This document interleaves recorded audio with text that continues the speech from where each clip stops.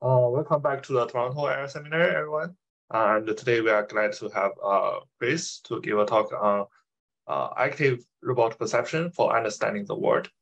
So Christopher Denniston is a final year PhD student in the Robotic Embedded Systems Lab at the University of Southern California. His research focuses on robotic search and rescue and studying harmful algae blooms. He has collaborated with NASA JPL on multiple projects, including the NeBula team in the DARPA Subterranean Challenge. Prior to joining as a PhD student, he also obtained the master's degree from the University of Southern California. Thanks again, Chris, for coming here, and feel free to take over. All right, thank you so much. Yes, I'll share my screen. Excited to be here. It's been a long time planning this, but I'm glad I'm finally here. Okay, can everyone see the slides full screen? Yes, yes. All right, so I'll get started. So again, this is active robot perception for understanding the world. So active perception is this process where we would compare to static perception. A static perception, a static sensor just sits somewhere, takes some readings and sends it back to someone, and but they don't have to passively observe the world. But we're in the domain of robotics, so we can move these sensors around, and we can also make actions based on the measurements we get to improve our understanding of the environment and world. So we'll use these measurements to inform robotic behavior, and we'll discuss two examples where active perception is needed in environments. The first is our oceans and lakes. There's about 4,000 robotic floats containing the profile in the ocean, and there's teams of robots that are currently deployed. Most of these are sort of non-autonomous behavior besides waypoint keeping, but we'll be trying to expand that to more autonomous behavior. And the reason we do that is because we have a lot of interest in these lakes and because where our drinking water comes from, but we can't measure every location of interest. You can see in these figures, in figure 2, there's a picture of the actual lake we went to, and then a satellite view of it. And that small red area is the area we could cover with a drone doing a back and forth lawnmower survey. And I'll show you what that looks like in a second. But you can see if we had any hope of covering a large area of the lake, we would need to do something smarter than just a dense survey. And also these phenomena tend to change rapidly. So increasing the amount of time we have to study them is important. And we'd also like to be able to increase the time available for laboratory analysis because we're sort of doing this in the pursuit of science and we have downstream consumers of the data that we're generating. Also, one place you can use active perception that's important is in subterranean environments. DARPA hosts the Subterranean Challenge, which I think many of you are familiar with, where we're doing sort of a mock search and rescue operation, but I think they hope that we can do underground inspection and understanding of these dangerous environments, as well as the ability to do search and rescue there. And that's important because these underground environments are inherently dangerous to humans. Many people every year go missing in mines, and it's sort of a dangerous industry. And if you're doing some sort of like source seeking operation, which I'll discuss later, you have these complex interactions with the source and the environment. So the primary form of active perception we'll talk about is informative path planning. Informative path planning is the process of taking informative measurements of the environment to create this maximally accurate model. This again allows you to conduct surveys without covering the entire area.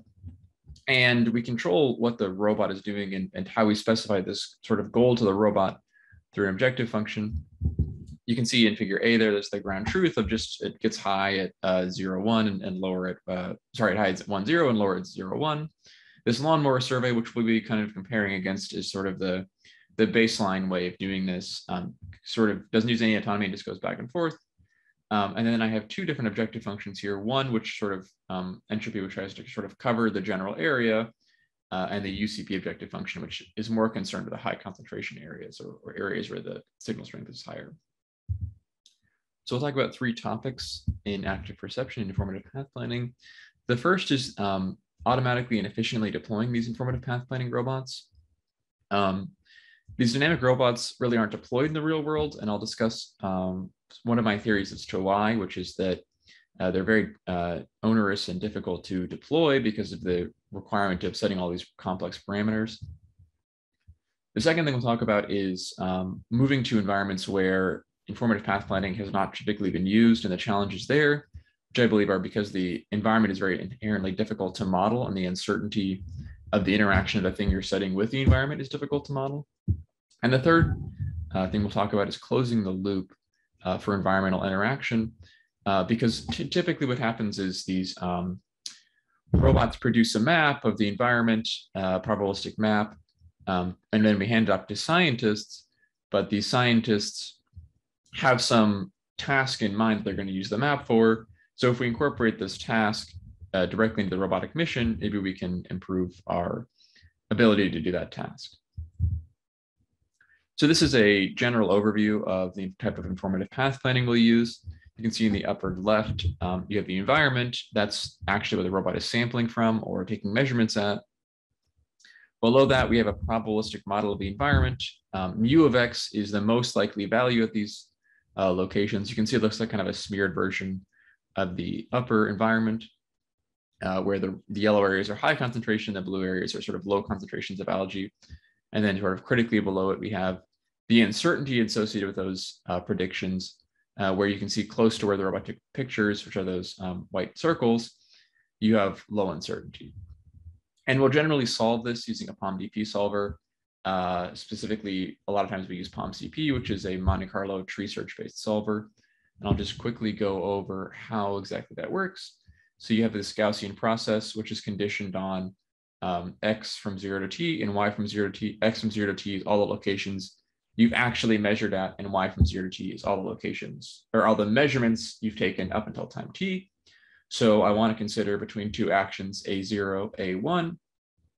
So I will update my belief by taking in that I've hypothetically gone to A0 and hypothetically taken the measurement, which is the mean prediction at A0 from GPA, or the same with action A1. And this creates two new Gaussian processes, GP underscore B and GP underscore C, with one hypothetical measurement of hypothetical location in there.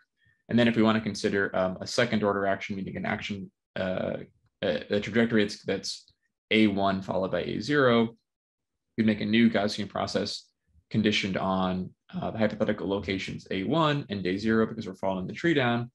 And then this is where it gets a little bit funky. You condition it on the Gaussian process measurement from Gaussian process A at A1, and then the Gaussian process mean at A0 from Gaussian process C. So this allows you to do non-myopic, multiply conditioned informative path planning.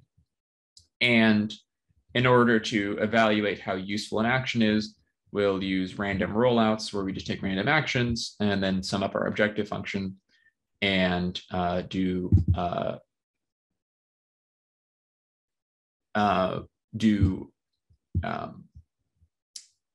back that or whatever. There's a question of why we take the mean versus sampling observation. Is this heuristic choice or principled? It's largely heuristic choice. I actually wrote a script to evaluate different sampling schemes for observations. And the reason that this is done, and this was like sort of a Fabio Ramos invention, is because the widening of your observation tree due to sampling doesn't tend to give you a better reward than just taking the mean. It's a pretty common approximation, I think, taken. But you're right, yes. If you have some sort of strange non-Gaussian observations or something more you have about the observation model, you can sample the observations. It's just sort of a simplifying assumption. So the first topic I'll talk about is automatic and efficient deployment of these informative path planning robots.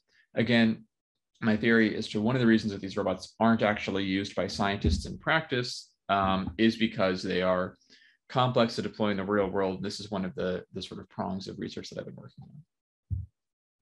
So I'll talk about adaptive sampling using POM-DPs to demand specific considerations. Adaptive sampling is basically another word for informative path planning. I've since switched to informative path planning because I think the machine learning people have started using adaptive sampling for something else. So again, POMCP is this very general algorithm. It solves any sort of POMDP. We've seen how we can formulate this POMDP for informative path planning, but it's really just a general POMDP solving algorithm. But when we were looking at the POMD, the adaptive sampling and informative path planning problem, we have specific knowledge of the underlying POMDP, and we're only solving this POMDP ever, and we have some knowledge of this problem structure. So typically, when you use POMCP for like robot path planning, you'll plan with POMCP, take an action, replan POMCP, and you'll use a fixed amount of computational resources at each step, and you'll call the planner and just take a single action. And so we're making an assumption here for comparison, but that you have a fixed total pool of rollouts over the entire sampling mission. And again, rollouts are how we improve our estimation of the reward for taking certain actions. And you can see this is from the hero figure from that paper, but you can see the baseline method is not as good as our proposed method. So we'll talk about three things. I'll really talk about two in this talk. One is how many rollouts from the total pool do we use at each step? What we call that rollout allocation. And then we look at, because we have a fixed number of rollouts now from this total budget, we can do a fixed number of calls to the exploration algorithm. So we can make use of that. And typically we'll use some sort of like multi-arm bandit thing there, but I'm going to skip a little bit over that. And then the third thing we'll talk about is what we call plan commitment, which is once we have this tree of that extends into the future, we typically only take one step and then replan. But there may be sometimes an informative path planning where like we know we're just going to follow the uncertainty gradient or something. So we need to know how many actions should we take before a new plan is computed, which is sort of another way to save computational resources. So for rollout allocation, typically, like I said, we just take a fixed number of rollouts at each step, say 100, and replan. This is really not optimal for informative path planning because we know like some important things about the problem. The first is that we cold start, meaning the model contains very little data at the start of the mission. You can do a fixed pilot survey or just start with the first measurement the robot would receive, but that's not nearly as much data as we will gather when we're doing this informative path planning survey. The second is submodularity, where this objective function exhibits diminishing returns.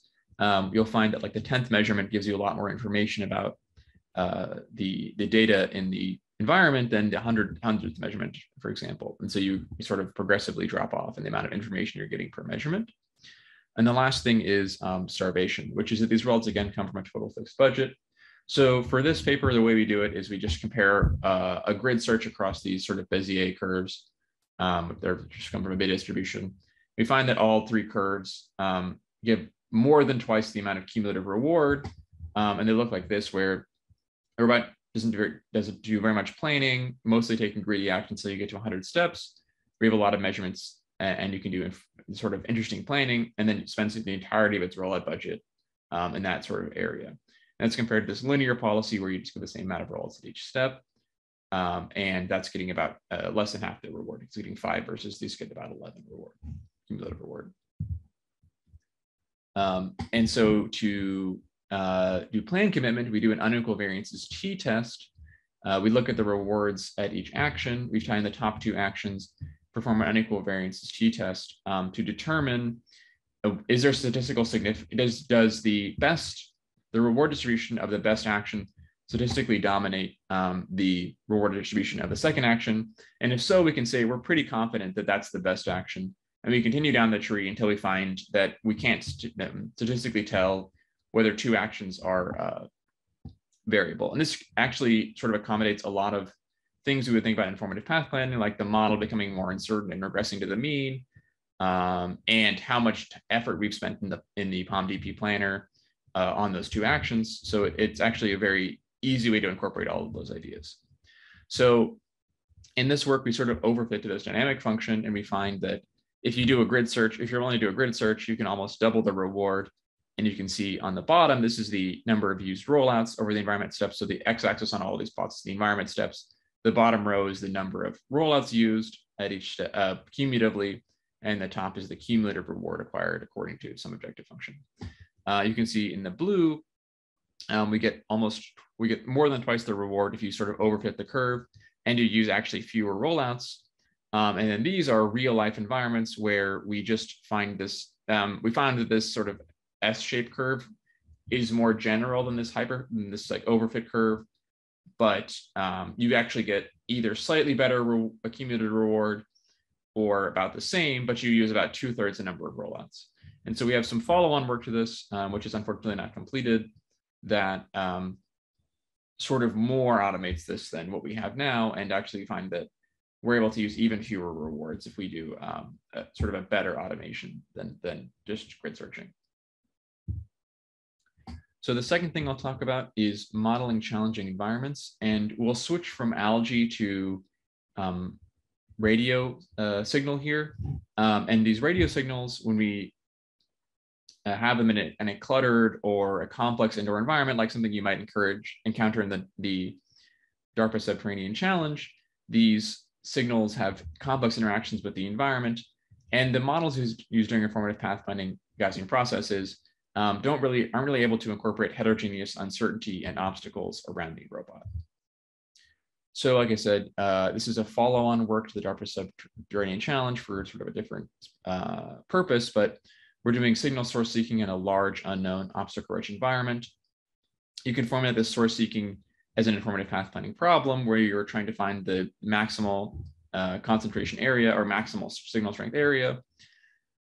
And these Gaussian processes work really well in the ocean where you have sort of no real obstacles, or in environments where the obstacles do not really dominate the free space. Like you don't have hallways, you have sort of wide open areas, maybe you have a few disjoint but connected wide open areas. And there's also these Gaussian processes scale cubically, and a lot of informative pathfinding work is how do we overcome this cubic scaling. But I'm going to propose a slightly different way than Gaussian processes for this. So this is this is built on the NeBula team's sub-Q challenge stack. So you have this traversability map, which represents areas around the robot as traversable, meaning 0, or untraversable to completely untraversable, and we're certain about it, which is 1. So it's a probabilistic uncertainty on the traversability. That's represented locally around the robot in this local traversability map, which is what the POMDP planner plans on. It discretizes the environment around the robot and plans this local traversability. Then you have this global traversability, which is basically a graph of where the robot has been. And these blue nodes here are frontier nodes, meaning nodes that you might want to go back to and start a new sort of disjoint planning, a new branch of this planning of this traversability. And so on top of that, we will build this local signal belief and the global signal belief. And I'll discuss how we do that. And so this is what we're testing on, which is the spot robot in a man-made environment. So I said both signal and traversability maintain this local and global representation. Traversability uses this concept of information roadmaps, which is well documented in this paper, but I'm going to sort of gloss over and assume that we have that. So we call this the signal belief. The belief over where the signal is maintains 2 factor graphs. If you're unfamiliar, these are largely used in SLAM, but they're used for large-scale inference problems with a finite number of variables, such as SLAM. You can represent any graphical model as a factor graph. So we're basically, if you're unfamiliar with factor graphs, we're just using a graphical model. And these factor graphs are bipartite graphs from values, which are the unknown variables, which in these 2 graphs are the white circles, to factors, which represent likelihoods over the variables. So the global signal factor graph represents the estimated measurement at previously measured locations. So you can see in figure 8, these blue measurement factors are unary factors from the real world measurement the robot took with its sensor to some unknown measurement. And these global node link factors connect to subsequent values. And the idea here is we basically smooth them and we say, like, this shouldn't have changed very much, but we increase the uncertainty based on how far apart these values are. And so we take them when the robot has moved a certain distance, but we can also be farther apart. So this is sort of like a Gaussian process, smoothing out the previous measurements. It's also, it should look like a hidden Markov model because it is. Well, it's sort of inverse hidden Markov model, but. And then the local signal factor graph is again similar to the local traversability, where we represent locally around the robot a factor graph which looks like a square, and it has these global node posterior factors at the locations where the robot has already taken measurements, and those come from the posterior of the global factor graph at some measurements become the priors for this, and that's where you connect the local factor graph to the real world measurements. And then these local node link factors are very similar to the global node link factor, and that they increase their uncertainty. They sort of enforce a smoothness constraint and increase this uncertainty due to distance, but these also increase in uncertainty due to the occupancy map. So that's how we represent obstacles. It makes an assumption that, for example, like maybe something that has a waist-high wall, but the signal doesn't really get affected by it, but the robot can't traverse it. And so, but instead of doing something where we say this would have some interaction with the signal, we just say, we're not certain what the signal does there. So I'll go back because I think this gives a better image of what it looks like in real life. You have this local signal belief centered around the robot, these flat, this is the uncertainty, these flat squares, and then you have the global signal belief, which looks like, what did I see? What was my estimated of what the true value is there? So these are the two sort of important algorithms. This is for creating a local factor graph. You basically look at all the nodes in the information roadmap, build up the values and graphs. The superscript L is for local. For all the neighbors of the current value, add up their occupancy to get the occupancy uncertainty, and then add the uncertainty to the distance scaling, and say that they shouldn't change. This is likelihood is maximal when it's 0, but it's due to this uncertainty that's allowed to change. And then to connect to the global posteriors, we look at XG and K and NG centered around where the robot is. So this KG controls how many measurements are allowed to be connected to the local factor graph. So critically, once you set this KG upper bound, you have an entire upper bound on the number of values that you're going to optimize over in the local factor graph. So you can get this linear scaling, or not linear, you can get this constant scaling, which I'll show you later. So basically you add the posterior from the global values at that location, and you add those to the closest value in the local factor graph. So another important reason that this works is this, which is inference at locations. So like I discussed way a long time ago, the hypotheticals, which are XH here, are locations which I haven't physically visited, but the planner is considering visiting. So this allows you to consider a multi-step path.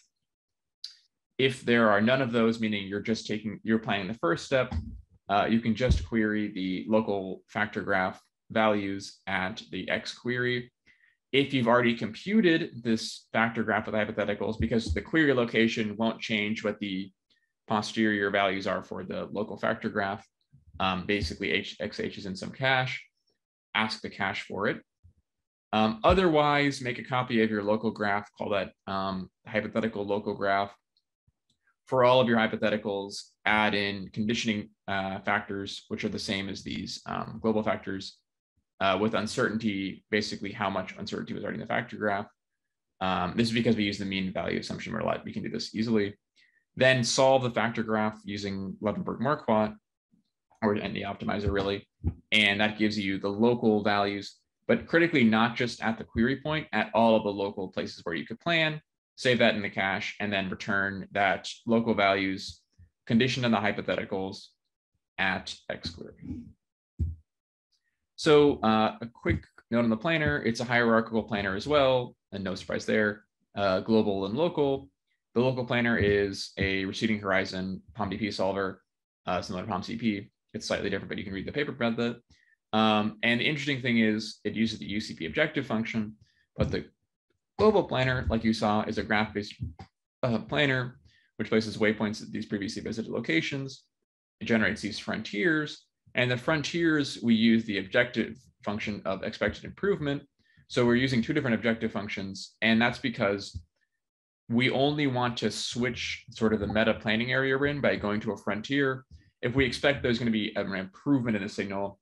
But in the local plan, we want to be more sort of curious about areas we haven't measured yet. So we have this this objective function, which takes into more account just sort of curiosity around the local area. And this beta parameter is at the parameter, which you can tune, as is this chi here.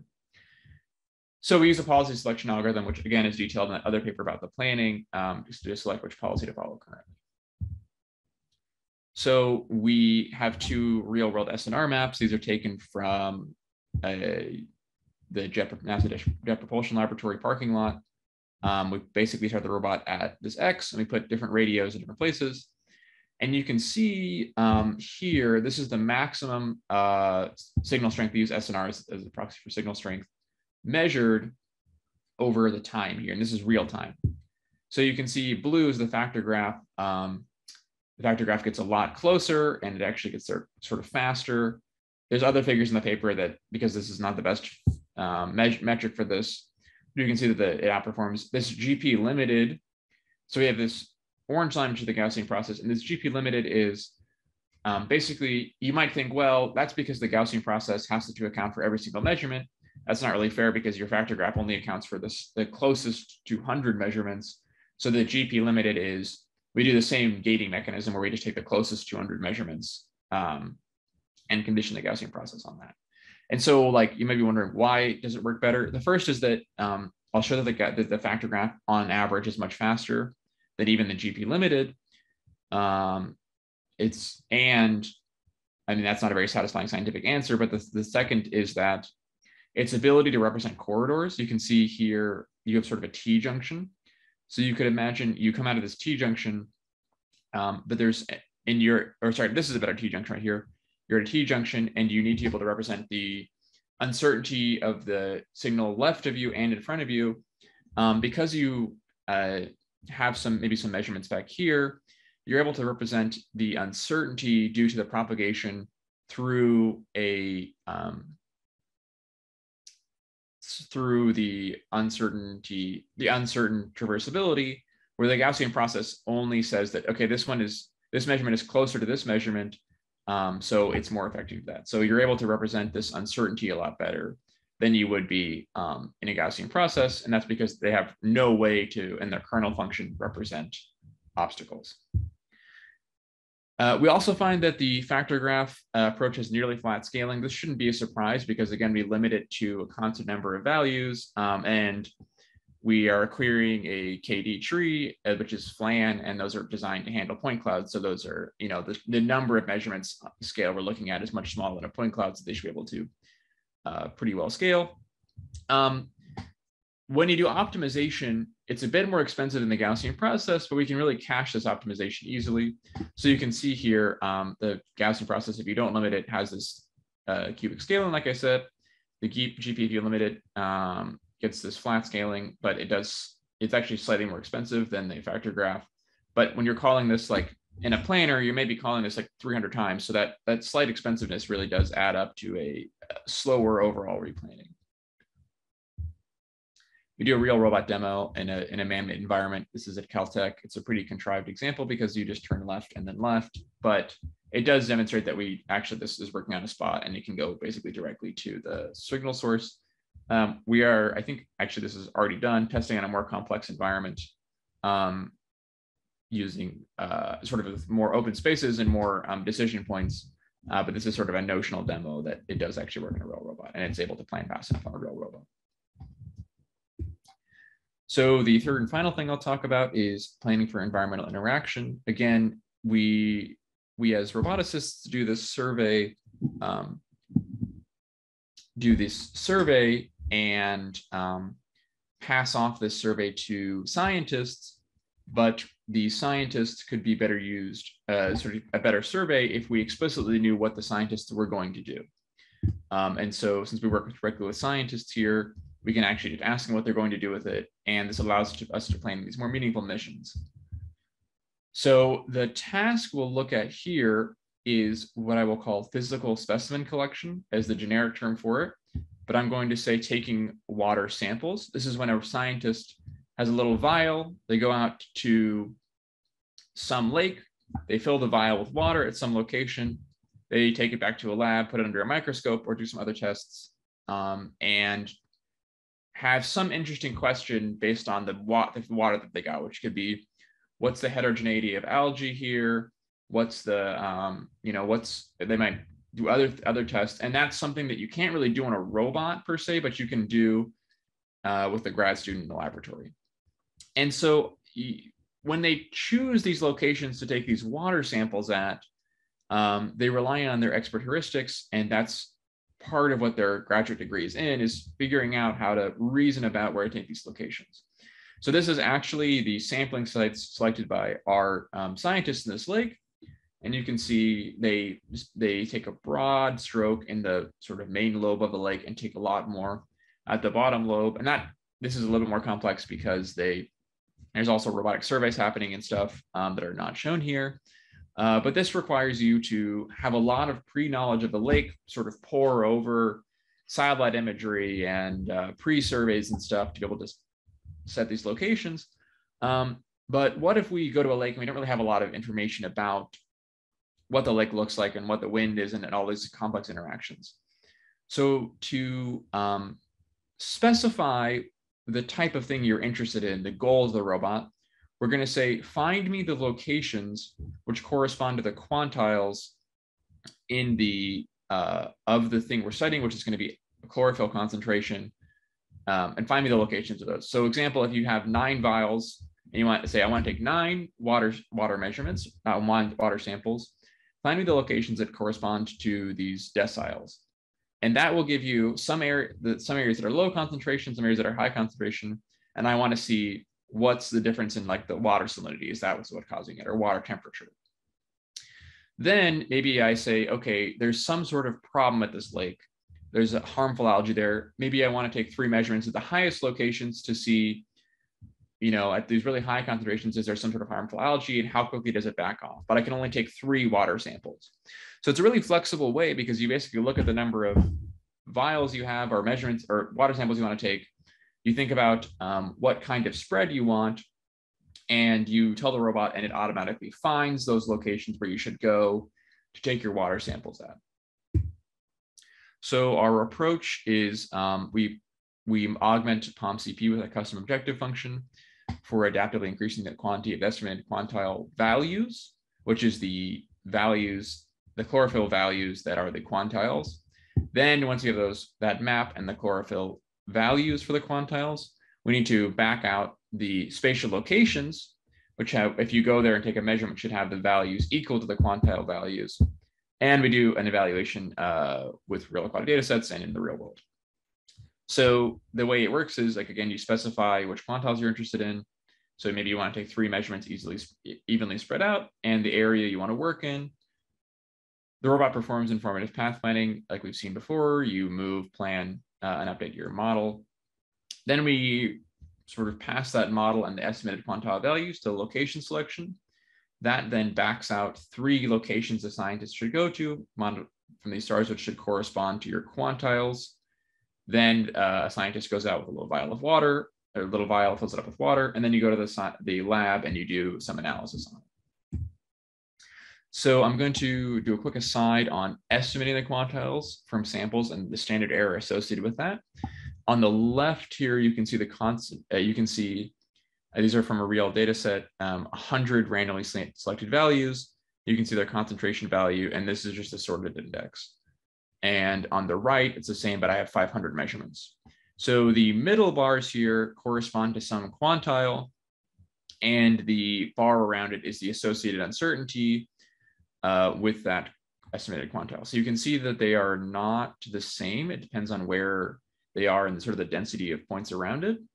And you can see as I add more measurements, the uncertainty goes down. And you can see the uncertainty in the middle is the lowest here, but it gets still sort of uncertain on the ends. So that feeds into our objective functions.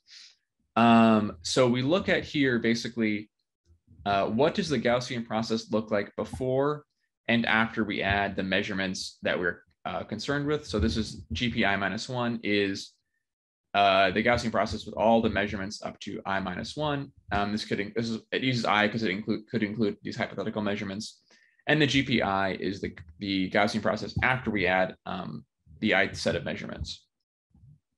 So they look like this general objective function here, which is some delta of the locations you're going to measure at, divided by the number of quantiles, plus a sort of exploration bonus.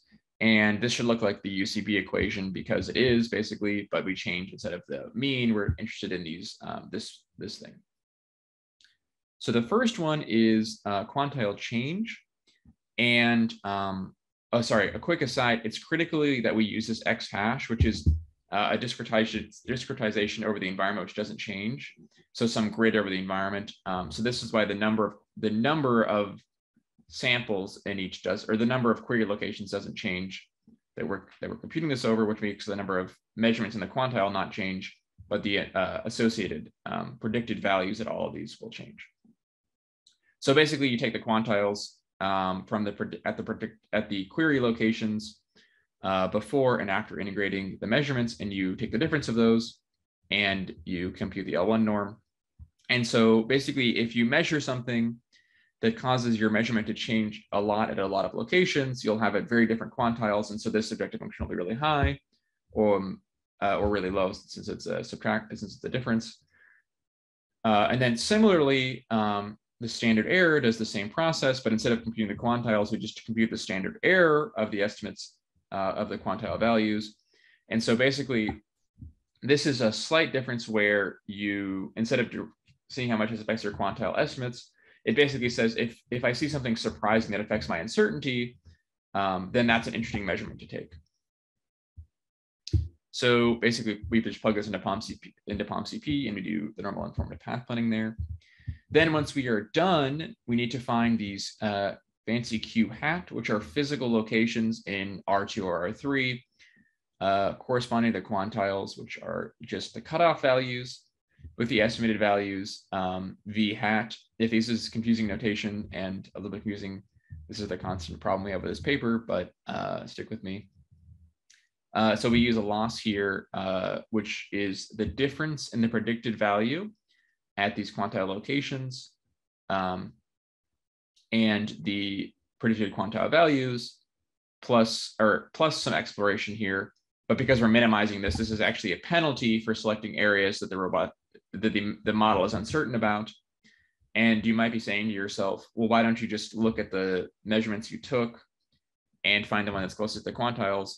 And I'll show that that's actually not optimal in a second. And then we just use black box optimizers to that don't have any gradient information.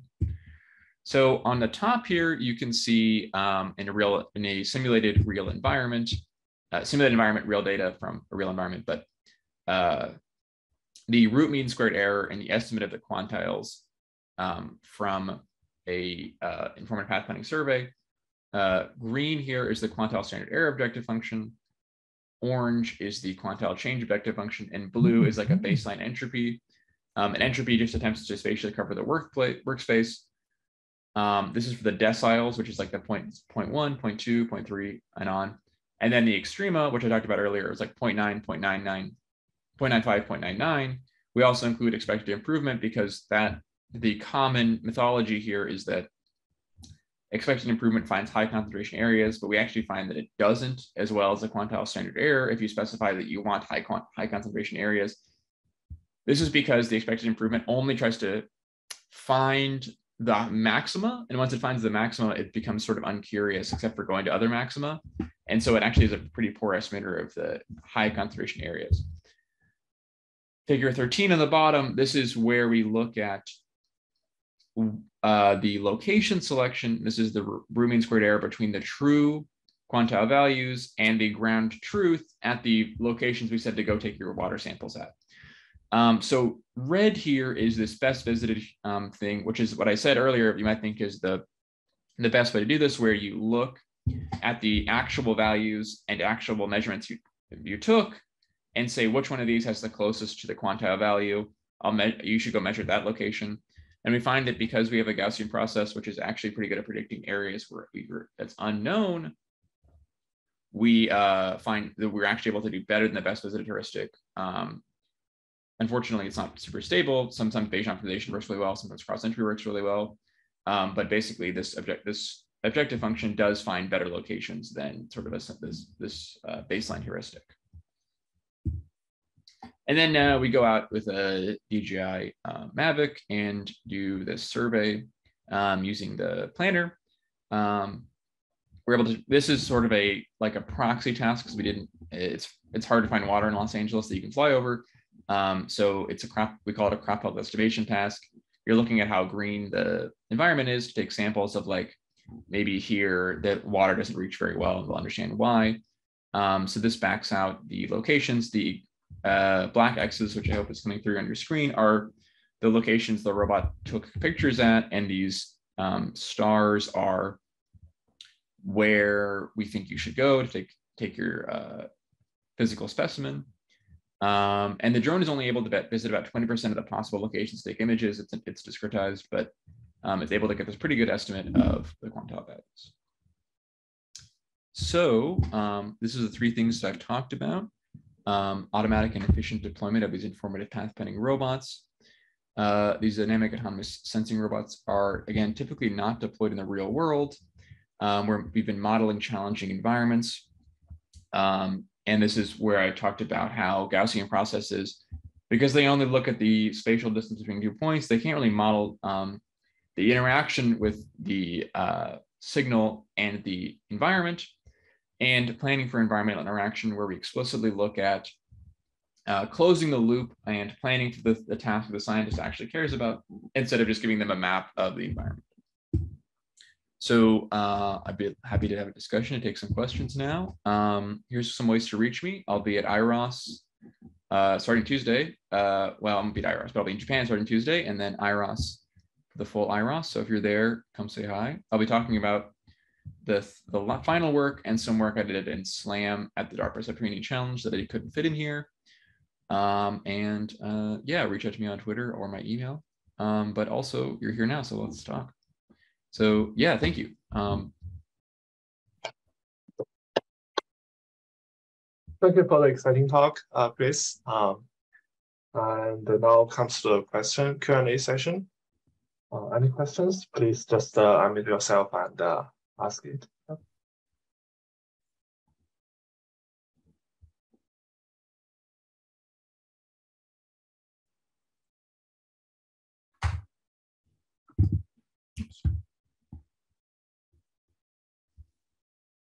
So maybe I have I guess general question, like for this kind of processing, like active exploration, active sampling algorithms, what is the like the runtime of these algorithms? Can you run in real time, or if you need to collect data and then do some processing offline and then retarget the next area to process?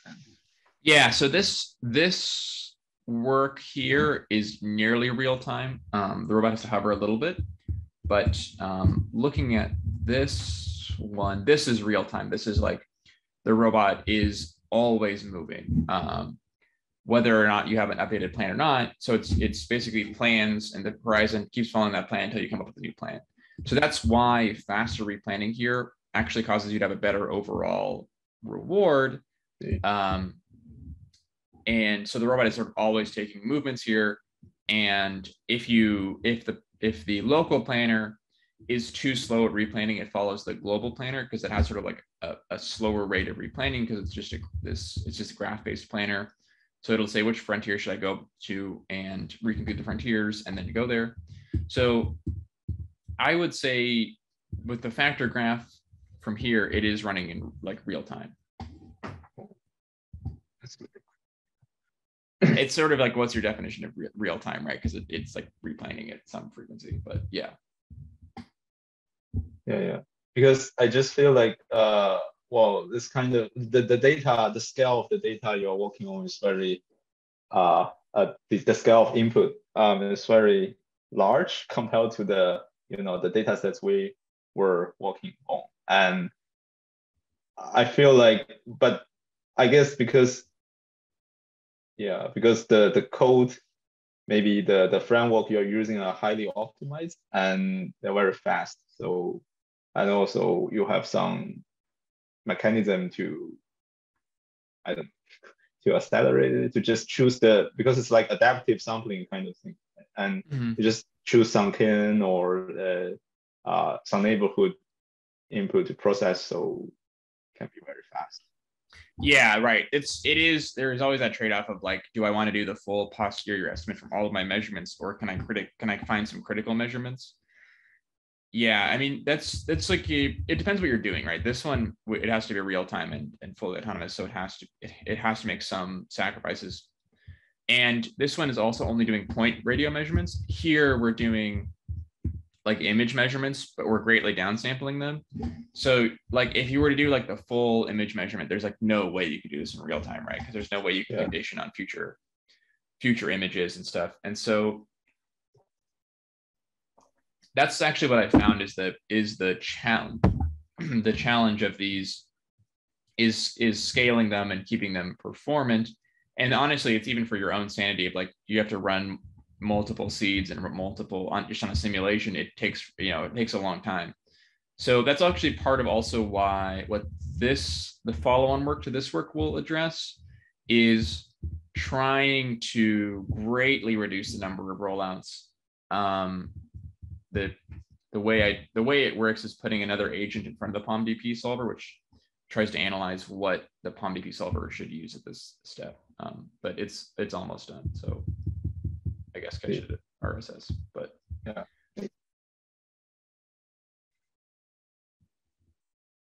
And so when you prototype your algorithms, when you are maybe implementing and debugging, because you are showing many real world experiments here, right? But when you are prototyping your algorithms, do you use any like simulations, or because I feel like working on real world takes a lot of time and the cost is very high. You need to go to or build some environments like that. Right. Yeah. So we have a few suites of test environments. I'm seeing if I have any pictures of them here. Yeah. So we have a few suites of test environments and different modalities. One is like an underwater robot in an open cube. And then another is this drone imagery that I took at the lake that's hyperspectral. Oh, actually, I thought we had the hyperspectral somewhere. Maybe earlier. Yeah, here, this hyperspectral imagery. Then another is publicly scraped data from NOAA. And so, yeah, we develop these a lot in simulation. There's also analytical models of how like these algae propagate, but I found that taking real data but faking everything else about the robot is the way to do it in simulation, because you can see here this dynamic function, which is like a test function, is actually much easier than real world data for the Gaussian process and the planning. And so, yeah, my structure has always been take real data, build a simulator that abstracts all the robotics parts away, except for moving in an environment and the obstacles. And then you have to then sort of demonstrate that it works on a real robot, because there are a lot of informative path planning and active search things that, because they've abstracted away all of the robot and then they put it back on the robot, it doesn't quite work. And mine don't either. Actually, there's a lot of tuning and going back and redoing it. But yeah, so we've been working with those three kinds of simulated. Well, it's simulated robot in a real environment. I get it. And I found that also tends to like, because I mean, the end of the goal is like the reviewers like it, right? And the reviewers tend to like seeing that it is not like a test function, or they use something called ROMS a lot, which is like the regional ocean monitoring system. But the problem with ROMS is that, like, I forget exactly how fine you can get it, but most of the big ocean analytical models are like, I think it's like a quarter of a kilometer between points they predict, and that's like a very long distance for the robot to not have any new measurements. That's true. Thanks for that. Thanks for the great talk. Great. Yeah, Chris, like for the algae estimation, you haven't tried like put it on a real robot boat and put it on water, right? Or have you? No, I've mostly used this drones, partially because I thought I had an image of the drone here right now. Partially because it's easier to deploy. Like we have an underwater robot and we have data sets from it. The only like large scale study I've done is with this, and there's actually another team working with the underwater robot. So I've mostly concerned myself with the drone. Yeah, that's actually slightly also like an LA administrative problem of like the closest lake that they'll let us put an underwater robot in is really, really far away. And the closest park that I can fly the drone in is really close. So it allows us to like more rapidly prototype is the real answer as to why.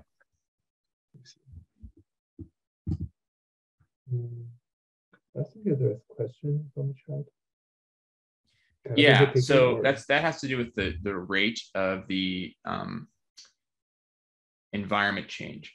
Yeah, so right, algae pretty slow. Yeah, if you want to do something like boats or this factor graph model was inspired by a model to model gas diffusion, which I would say is pretty fast, and in some cases even faster than your robot can move.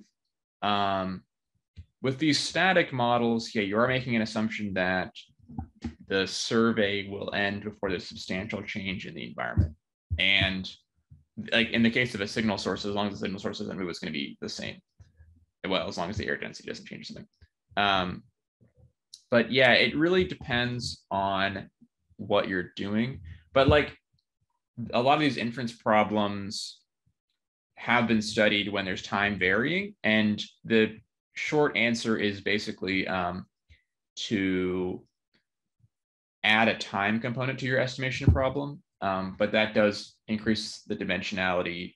If you're in like R3, it increases it like cubically. So you have a big problem there. One of the ways that they tackle that is like separable kernels, where you have some kernel for the time component and some kernel for the spatial component. But yeah, it depends on the exact thing that you're studying, whether or not you need that time component. But it's pretty natural in both the Gaussian process and the factor graph to be able to add time. But like, you know, the ability to just model time doesn't mean that your model is useful for the rate that your environment is changing at. So I guess that's sort of a talking around the answer of like, it just depends on how fast your robot is versus the environment, how good you are at modeling because like also, you know, the time change could be analytical and then therefore you can analytically update your model, but.